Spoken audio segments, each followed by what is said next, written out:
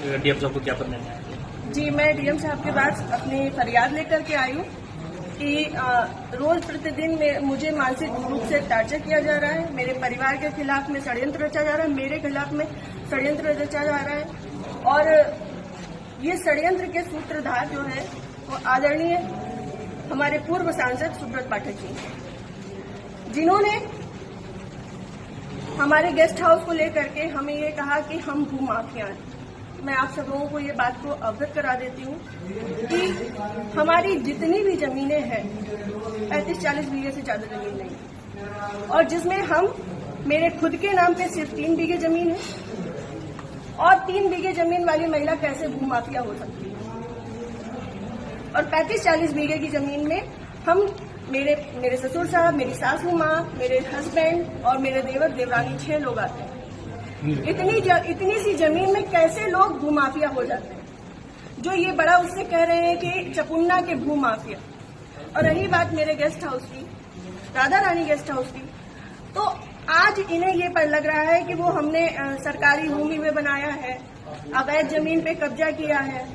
तब क्यों नहीं लग रहा था जब 5 साल से उसी में दावतें खा रहे थे, भारतीय जनता पार्टी की मीटिंगें कर रहे थे, हमारा पैसा खर्च करवा रहे थे, रोज मीटिंगें हो रही थी, तब क्यों नहीं ये आपको लगा? आप पूर्व सांसद के ऊपर एक आरोप लगा रहे हैं। बिल्कुल, आप भी बीजेपी के कार्यकर्ता? मैं बीजेपी की कार्यकर्ता हूँ और बीजेपी में ही काम करती हूँ शुरू से लेके लास्ट तक। जब तक मेरा जीवन मुझे अलाउ करेगा, जब तक ये कन्नौज के नेता मुझे सहज भारतीय जनता पार्टी में रहने देंगे, तब तक मैं भारतीय जनता पार्टी की ही सदस्य हूँ।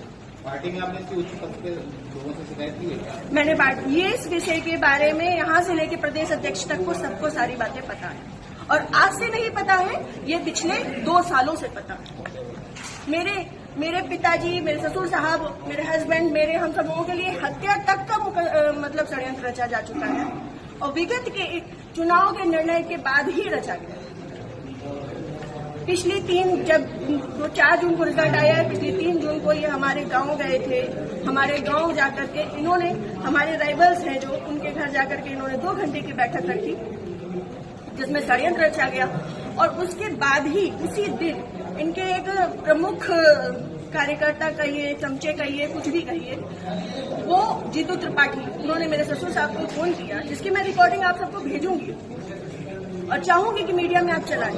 उन्होंने मेरे ससुर साहब को धमकी दी कि अगर चपुन्ना चुनाव नहीं जीता तो आपको 4 तारीख के बाद देख लिया जाएगा। उसके बाद से ये सारा षड्यंत्र रचा है। क्या चुनाव हरवाने में आपका भी श्रेय जाता है? मैं भारतीय जनता पार्टी तरीके से वो आरोप लगा रहे हैं क्या?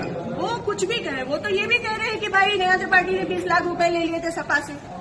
वो तो उनका मुंह है, कुछ भी कह सकते हैं। पर मैं भारतीय जनता पार्टी की कार्यकर्ता हूँ और सभी लोग सोशल मीडिया जानते हैं, चलाते हैं। सभी लोग मेरी आईडी में देख सकते हैं कि मैंने किस तरीके से काम किया है। मैं सुब्रत पाठक के लिए काम नहीं करती, मैं भारतीय जनता पार्टी के लिए काम करती हूँ। आपने प्रशासन और पुलिस से शिकायत की? जी, मैंने पिछली 25 तारीख को प्रशासन पुलिस की शिकायत की थी, जिसमें सीओजी की टीम गठित है और अभी तक कोई भी पकड़ा नहीं गया है। क्या मानती है संभवतः हो सकता है, क्योंकि जिस हिसाब से अब दिन बीतते जा रहे हैं तो मेरा भी सब्र का पैमाना टूटता जा रहा है और मुझे, मेरे परिवार को बहुत ज्यादा खतरा है इन लोगों से जो हमारे दुश्मन हैं। क्योंकि सुब्रत पाठक जी ने, हमारे जो राइवल्स हैं, सभी आजीवन कारावास के मुजरिम हैं। सभी आजीवन कारावास के मुजरिम हैं। मैंने इसमें लिख के भी दिया है।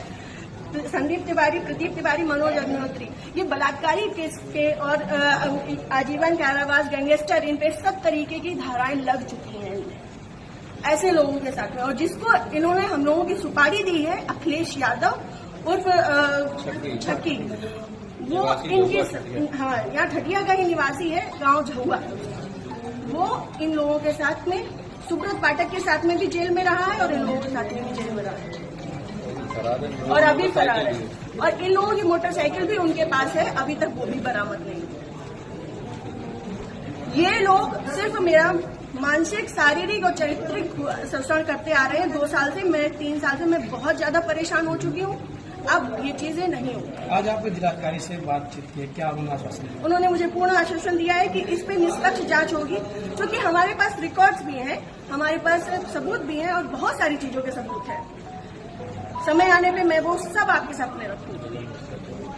जिले में जो भी भ्रष्टाचार हो रहा है, जो जिला पंचायत में भ्रष्टाचार हो रहा है, जो ब्लॉक प्रमुख में भ्रष्टाचार हो रहा है, ब्लॉक में भ्रष्टाचार हो रहा है, वो सारी चीजें मैं आप सब लोगों के सामने रखूंगी। अगर आपकी सुनवाई आज नहीं होती तो आगे क्या कदम उठाएंगे आप? मैं आप लोगों का सहारा लूंगी और आप लोगों का सहयोग, मुझे पूर्ण विश्वास है कि मेरे साथ हमेशा रहेगा और मैं इस पे अपनी अंतिम सांस तक अब फ्रंट के पैमाने में आकर के लड़ूंगी। Thank you.